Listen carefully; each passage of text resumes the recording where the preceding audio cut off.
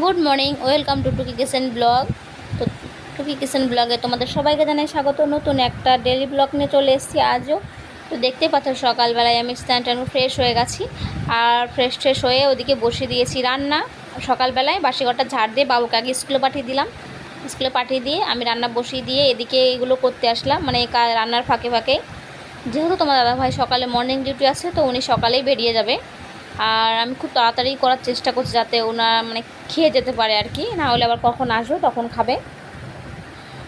ওনার রান্নাটা সেরে নিচ্ছি ওদিকে। আর এই বিছানাটা দেখতে পাচ্ছ বাবু কি করেছে, মানে রাতেও ওগুলোতে খেলা করে, বিছানার ভেতরে গাড়ি টাড়ি নিয়ে যায়।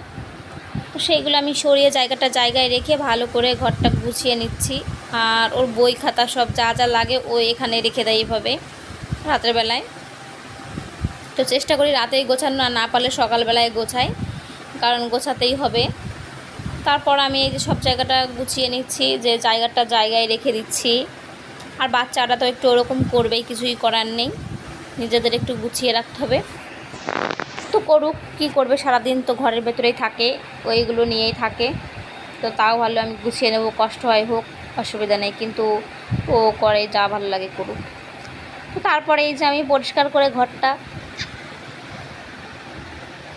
ক্লিন করে নিচ্ছি, মানে বিছানাটা ঝেড়ে টেরে নিচ্ছি।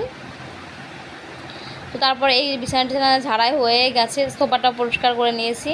আর এদিকে দেখতে পাচ্ছ যে আমি পর্দাগুলো নিয়ে আসছি, কারণ এই সোফার পেছনের যে জানলাটা, ওই পর্দা দুটো আমি আগের দিন খুলে নিয়েছিলাম কাচার জন্য, আর আজকে খুলে নিচ্ছি রাস্তার সাইডের ওই পাশে জানলার ওই পর্দাগুলো। তো ওগুলো কেচে দেবো আজকে। আর কিছু জামা কাপড় আছে সেগুলোও কাচবো। তো তারপর পর্দাগুলো সব জামা কাপড় যা ছিল আমি ভিজিয়ে এসেছিলাম। তারপর এই যে চলে এসেছি ঘরে। তো দেখতে পাচ্ছ তোমার দাদাভাই যাবে এখন অফিসে, মানে ডিউটিতে বেরোবে এখনই। আর এখানে দেখতে পাচ্ছ যে আমি বিছানা তুলবো, এখনও তুলিনি। তো অনেক জামা কাপড় আছে, বলছেন জামা কাপড়গুলো আগে ভাঁজ করে নিই চলো। তো তারপর অনেক জামা কাপড় বললাম আগের দিন রাতে ধুয়ে দিয়েছিলাম, সেগুলো শুকিয়ে গেছে রাতেই। আর বাবুর দুই একটা প্যান্ট একটু হালকা ছিল, গাটারের দিকটায় ভেজা, তো সকালে শুকিয়ে গেছে, সেগুলো সারা রাত ছিল, আরও শুকিয়ে গেছে হাওয়ায়। তো তারপরে এই যে আমি সবগুলো ভাঁজ করে এখন জায়গাটা জায়গায় রেখে দেবো।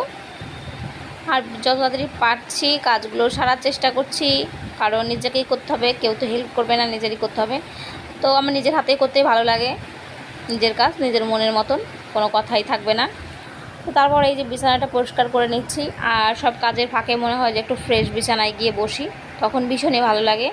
আর তারপর এই যে চেয়ারগুলোর ওপরে আমি টুকিটাকি অনেক কিছুই রাখি, যেরকম জলের বোতল, ফোন টোন রাখি, এর জন্য এগুলো আমি একটু পরিষ্কার করে নিচ্ছিলাম জেরে টেরে, যে হালকা হালকা হলো একটু ধুলো পড়ে।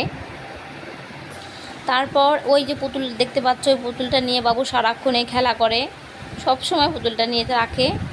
আমাকে নিয়ে রাখতে হয়, বাবাকে নিয়ে রাখতে হয়, ও শুধু সামনে থাকলে ওইটা নিয়ে খেলা করবে। তারপর আমি এই যে ঘরটা ভালো করে ঝাড় দিয়ে নিচ্ছি। তো এখন দেখি ঘরটা মুছে নেব। তারপর একটু তাড়া আছে, যেহেতু সব কাজ টাইমের মধ্যে শেষ করতে হয়। আর বাবুর আছে আজকে পড়া আছে, আর স্কুলে গেছে, ওকে আনতেও যেতে হবে, কারণ তোমার দাদাভাই চলে গেছে অফিসে। অফিসে না, ওনার নাকা চেকিং চলছে, সেখানে গেছে আর কি, রোডে। তারপর এই যে দেখতেই পাচ্ছ যে আমি ঘরটা ভালো করে মুছে নিচ্ছি এখন। তারপর এই যে এখন ভালো করে ক্লিন করছি, যত দূর যায় আর কি লাঠিটা, সেইভাবে মুছে নিচ্ছি। আর বাবুকে আনতে যেতে হবে, ওকে খাওয়াতে হবে, সেসব কাজ আছে। আর বিশেষ করে ওর পড়া আছে, যে আরও টাইমের মধ্যে সব কিছু শেষ করে রাখতে হবে আমার কমপ্লিট। আর আমি ওই ঘরে বেশি গেলে ও এদিকে মনোযোগ দিয়ে দেয় পড়া বাদ দিয়ে। তো দেখতেই পাচ্ছ সব দিকটাই আমার হয়ে গেছে, বারান্দা টান্দা সবই হয়ে গেল প্রায় করা। তারপর আমি জামা কাপড় এক চোটে ধুয়ে এসে তারপর বলছিলাম একটু রেস্ট নিয়ে নিই, কারণ বাবুকে আনতে যেতে হবে। তারপর আমি একটু ফ্যান চালিয়ে এখানে বসছিলাম, আর একটু চুলগুলো উঁচু করছিলাম, যাতে ভীষণই গরম লাগছিল।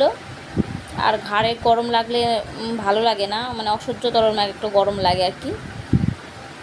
তারপর কন্টিনিউ দেখতে থাকো, বাবুকে আনতে যাচ্ছি এখন। তো বাবুকে ফাইনালি নিয়ে চলে এসেছে বাড়িতে। আর বাবু এই যে খেলা করছে গাড়ি দিয়ে, সোফার ওপর দিয়ে, জানলার ওই সাইড দিয়ে খেলা করছিল ও। তারপর ওকে পড়াতেও চলে এসেছিলো, আর আমি শ্যুট নিইনি তখন। তারপর আমি একটু ঘুমিয়ে গেছিলাম।